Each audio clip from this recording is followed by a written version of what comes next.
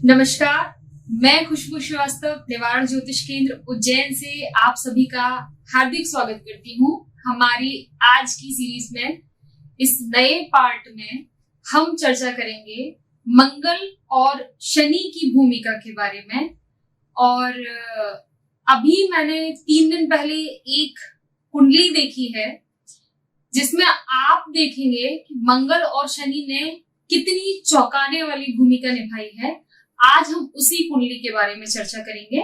आज की जो हम कुंडली ले रहे हैं वो एक कन्या लग्न की कुंडली है जिसमें मंगल की महादशा है। मंगल नवम भाव में स्थित है और शनि की अंतर्दशा है। शनि मकर राशि में अपनी स्वराशि स्थित बैठे हुए हैं पंचम भाव में।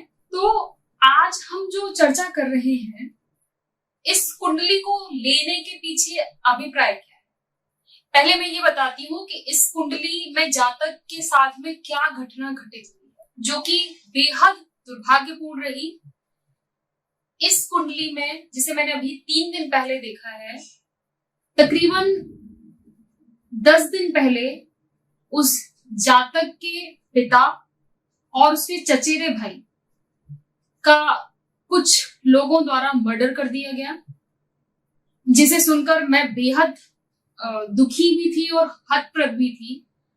इस कुंडली में हम देखते हैं, अभी जब हम चर्चा करेंगे, मंगल जो कि वृक राशि में बैठे हुए हैं, महादशानाथ हैं, और शनि जो कि अंतरदशानाथ हैं, मकर राशि में बैठे हुए हैं अपनी स्वराशि में। अब हम यहाँ देखते हैं कि मंगल से शनि की बीच की दूरी जो है वो नवम भाव की है और स्वयं मंगल की अपनी उच्च राशि से दूरी पंचम भाव की है। अब इस कुंडली में इन दशाओं में कैसे ये दुर्भाग्यपूर्ण घटना घटित हुई है, हम इस बारे में सर से चर्चा करेंगे। आइए जानते हैं।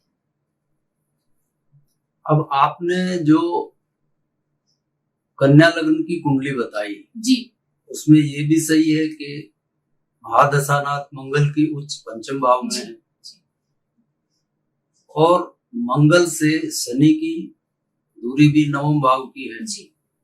तो आपको सभी छात्रों को मैंने अच्छी तरह से पढ़ाया भी है और शायद YouTube पे कुछ वीडियोज में इसका जिक्र भी किया है, पर आप लोग कई बार भूल जाते हैं कि जब दशानाथ और अंतरदशानाथ की बात आती है तो जो इमीडिएट रिजल्ट है वो अंतरदशानाथ ही देगा जी। अब ये सही है कि महादशानाथ से अंतरदशानाथ शनि नवम भाव की दूरी पर बैठे हैं, पंचमे से पंचम में बैठे हैं, ये भी अच्छी बात है।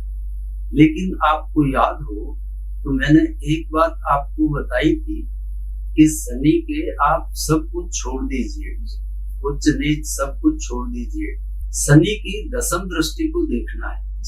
अल्टीमेट रिजल्ट शनि अपनी दशम दृष्टि से ही देता है। तो यहाँ पर आपने दशम दृष्टि का ध्यान नहीं रखा। अब बताइए दशम दृष्टि कहाँ पर है शनि की? इस लिहाज से जब पंचम में शनि स्थित है तो उनकी दशम दृष्टि जो है वो दूसरे भाव पर, दूसरे भाव पर। तो अब शनि क्या करेगा? शनि यहाँ पर दूसरे को नष्ट करेगा जी। ठीक है जी सर, पर यहाँ पर बात ये है कि जो शनि दूसरे भाव को नष्ट कर रहा है जी, वो शनि की उच्च राशि वाला भाव है, तुला राशि वाला। शनि की उच्च राशि हो चाहे नीच राशि हो, शनि के बारे में ये ध्यान रखिए, उसकी दशम दृष्टि कहीं भी जाएगी वो उस भाव का नाश करेगा ही। यहाँ पर आप देख रहे हो तुला राशि को, तो वो तुला राशि वाला भाव है दूसरा, लेकिन दशम दृष्टि से दूसरे भाव का नाश करेगा तो वह कुटुंब का नाश करेगा। इसीलिए यहाँ पर जातक के पिता और चचेरे भाई की हत्या हो गई जी। और यहाँ माध्यम क्या बना? 7वां भाव। 7वां भाव आपको मालूम है मारकाट जी और एक्सीडेंट इनका है। तो एक्सीडेंट में परिवार की हानि होती जी या मर्डर से होती जी। तो यह तो स्पष्ट ही है शनि की जब भी बात आए पूरे दशा काल में वो कुछ भी करे, दशम दृष्टि चाहे किसी भी भाव पर जाए, चाहे उसका उच्च भाव हो नीच भाव हो, वो उसको नष्ट करेगा। इस बात का आप ध्यान रखिए। यहाँ पर सिंपल शनि ही इसका कारण है और कोई कारण नहीं है जी। तो आपको समझ में ये बात आ गई होगी और भविष्य के लिए याद भी रखिए इन बातों को। तो देखिए हमने किस तरह से देखा कि शनि की दशम दृष्टि जो कि सबसे ज्यादा महत्वपूर्ण मानी जाती है, उस एक दृष्टि ने किस तरह से किसी व्यक्ति के, किसी जातक के कुटुंब में इतनी बड़ी हानि कर दी। तब जब हम पिता के भाव के बारे में पहले चर्चा कर चुके हैं कि दसम भाव या नवम भाव पीड़ित होता है तो पिता को कष्ट होने के चांसेस होते हैं या पिता की मृत्यु के चांसेस होते हैं। पर यहाँ शनि ने दूसरे भाव को खत्म कर सातवां भाव एक्टिव कर शनि किस तरह जातक के चचेरे भाई और उसके पिता की मृत्यु का कारण बन गया। सर, हमने यहाँ बात की कि किसी की हत्या कैसे हुई इस पर। अब हम ये जानना चाहते हैं, क्योंकि मैं तो वाकई में इस चीज से काफी हतप्रभ थी कि कैसे किसी व्यक्ति में इतना करेज आता है या उसको इतना गुस्सा आता है कि वो अंधाधुंध एक व्यक्ति को तो छोड़िए, दो व्यक्ति या उनसे भी ज्यादा व्यक्तियों की हत्या कर सकता है या इस तरह का कृत्य कर सकता है। उस व्यक्ति की कुंडली में किस तरह के भाव जागृत होते हैं? आप बात कर रहे हो जो हत्या करने वाला है उसकी कुंडली, हत्यारे की बात कर रही हूँ मैं कि कैसे कोई व्यक्ति हत्यारे में कन्वर्ट हो जाता है। हत्या करने के योग पूछ रहे हो? हत्या करने के योग पूछ। अब जो हत्या करने के योग होते हैं, मैंने शायद पहले भी किसी यूट्यूब वीडियो में जिक्र भी किया है, तो आप ध्यान रखिए मंगल और राहु ये कन्या राशि के बैठे हैं, तो ये दूसरों की हत्या करवाने के लिए प्रेरित करते हैं जी। अब यहाँ पर मान लीजिए कन्या राशि का मंगल बैठा है और उसकी दशा में ऐसा कोई कृत्य होता है तो ये मान लीजिए कि वो आवेश में हुआ है, क्योंकि मंगल एक ऊर्जा है, एक क्षणिक आवेश में वह हत्या हो जाती है। और मान लीजिए कि राहु कन्या राशि का बैठा है और उसकी दशा अंतरदशा के अंतर्गत ये काम हुआ है तो वह सोची समझी प्लानिंग के अंतर्गत हत्या करता है। सबसे बड़ा इसमें रोल राहु और मंगल का है, लेकिन वो कन्या राशि में होने चाहिए। आप कई हत्यारों की कुंडलियां देख लीजिए, आपको मंगल और राहु ये जितने गैंगस्टर हैं इनमें आपको कन्या राशि के मिलेंगे और मोस्टली कन्या राशि का राहु मिलेगा, क्योंकि गैंगस्टर क्षणिक आवेश में हत्या नहीं करते हैं, वो एक सोची समझी प्लानिंग के अंतर्गत ऐसा करते हैं। तो इसमें मंगल और राहु लेकिन कन्या राशि के होने चाहिए जी। सर, जब हत्या की बात चल ही रही है, यूं तो आपने एक वीडियो जो है हत्या आत्महत्या इनके बारे में बनाया है, पर जब चर्चा चल ही रही है तो मैं चाहती हूँ कि कंटिन्यूटी में बात हो जाए। हत्या की हमने बात की है, अब हम आत्महत्या के बारे में बात करें कि आए दिन जाए खबरें आती हैं कि व्यक्ति ट्रेन के नीचे आ गया या फांसी लगाकर आत्महत्या कर ली, मतलब बड़ा दुर्भाग्यपूर्ण है ये भी। तो ऐसी क्या स्थितियां होती है और कुंडली देखते समय उस व्यक्ति की मनोदशा को देखते हुए हमें किन बातों का ध्यान रखना चाहिए और ऐसी कुंडलियों में, ऐसे जातकों की कुंडलियों में ऐसे क्या योग होते हैं जो उन्हें प्रेरित करते हैं आत्महत्या करने की? जी सर।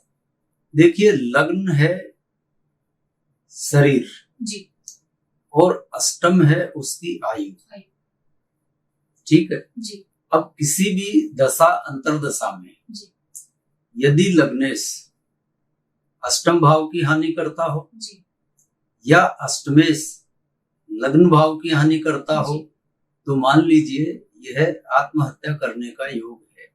और आप किसी भी ऐसे व्यक्ति की कुंडली देखेंगे तो आपको अक्सरस यही योग मिलेगा। अष्टमेश और लग्नेश ये दोनों एक दूसरे के भावों को खत्म करें तो यह होता है आत्महत्या का योग। और यहाँ पर आप देखिए, लग्नेश जब स्वयं अष्टम की यानी आयु की हानि करे तो वह स्वयं ही करेगा, इसलिए उसकी हत्या नहीं होगी, वह आत्महत्या करेगा। और इसी तरह अष्टमेश जब लग्न की हानि करे यानी आयु खुद ही शरीर को नुकसान पहुंचा रही हो तो भी आत्महत्या करेगा। तो आत्महत्या में यही दोनों शामिल होते हैं। और आप कुंडलियां चेक कर लें, ऐसी किसी मिल जाए तो लग्नेश और अष्टमेश का एक दूसरे के भावों को खत्म करना आत्महत्या के योग बना देता है। जी सर, मेरा एक सवाल इसी के साथ में है कि हम आत्महत्या की बात कर रहे हैं। आत्महत्या भी एक्चुअली में दो तरीकों से होती है कि जैसे आपने हत्या की बात की कि एक आवेश में आकर और एक सोचे समझे, उसी तरह से आत्महत्या की भी ये स्थिति बनती है कि एक व्यक्ति किसी बात पर अचानक से नाराज होकर आवेश में आके कर लेता है, और एक होता है बहुत बड़ा कारण डिप्रेशन, जो व्यक्ति बहुत लंबे समय से हताश निराश चला आ रहा है और अंततः वो अपने आप को खत्म करने के लिए मजबूर हो जाता है। तो इसमें हम कैसे ये पता लगाएं कि व्यक्ति डिप्रेशन में होकर मतलब आत्महत्या कर लेगा आगे जाके, या कभी ऐसी कोई आवेश वाली स्थिति बन जाएगी जिसमें वो आत्महत्या करेगा? अब इसमें देखिए, नेगेटिविटी का भाव है 8वां, तो जब अष्टमेश लग्न को खत्म करेगा तो वह डिप्रेशन की स्थिति होगी। और लग्न वो तो ऊर्जा है, तो लग्न जब अष्टम को खत्म करे तो वह डिप्रेशन में नहीं होता है, वह किसी आवेश में होता है। सिर्फ जीवन है ना, बिल्कुल। लग्नेश है, लग्न भाव है, वो तो जीवन है, शरीर है। तो वह जब आयु को खत्म करता है तो वह आवेशात्मक होता है। और अष्टम भाव जब लग्न को खत्म करता है तो अष्टम भाव है नकारात्मकता का, डिप्रेशन का, तो वह डिप्रेशन में आकर करता है। बहुत सर, इस एक कंफ्यूजन को और इस विषय पर इतनी महत्वपूर्ण जानकारी देने के लिए आपका बहुत धन्यवाद। तो हमने आज इस परिचर्चा में एक बहुत ही महत्वपूर्ण टॉपिक पर बात की है कि किस तरह किसी व्यक्ति की हत्या कर दी जाती है, उसके क्या कारण रहते हैं। कुंडली में कई बार हम जो देखते हैं उससे विभिन्न कारणों के साथ में इस तरह की स्थितियां घटित हो जाती हैं। और साथ ही हमने ये भी देखा कि हत्या के क्या योग होते हैं। वो हत्या जो है सोची समझी हत्या है या आवेशात्मक हत्या है। साथ ही इसके उलट आत्महत्या के योगों के बारे में हमने बात की। उसमें भी एक ऐसी आत्महत्या जो आवेश में आके की गई है या डिप्रेशन में आके की गई है। तो अगर आपको किसी भी कुंडली में इस तरह के योग नजर आते हैं तो उन्हें नजरअंदाज ना करें, इस पर पूरा विचार करें। ऐसा कोई व्यक्ति जो इस तरह से किसी घटना को अंजाम दे सकता है उसे समझाएं बुझाएं। जो भी ज्योतिषीय उपाय इस स्थिति से बाहर निकलने के लिए हो सकते हैं उसे जरूर कराएं। इससे सिर्फ न केवल आप किसी की हत्या होने से या किसी को आत्महत्या होने से बचा सकते हैं, बल्कि ज्योतिष अगर आप जानते हैं, आप ज्योतिषी हैं, तो ये वाकई में मानवता को बचाने का काम होगा। इसी के साथ हम इस चैप्टर को विराम देते हैं। अगली बार फिर आपके सामने होंगे किसी नए टॉपिक के साथ में। नमस्कार।